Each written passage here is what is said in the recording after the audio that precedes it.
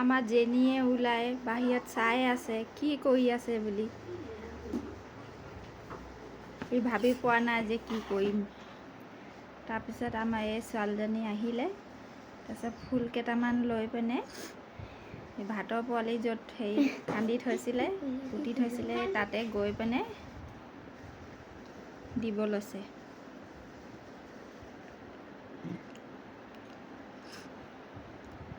ভাতৰ পোৱালিকে ফুল দিলে। এই দুখত বহুত কান্দি আছিলে। মই যে মিনি ব্লগ বনাইছিলোঁ, সেই তাত কৈছিলোঁ যে মোৰ ভাতৰ মৰিলে বুলি। মই ভাতৰ 3টা আনিছিলোঁ, সেয়া এটা মৰিলে।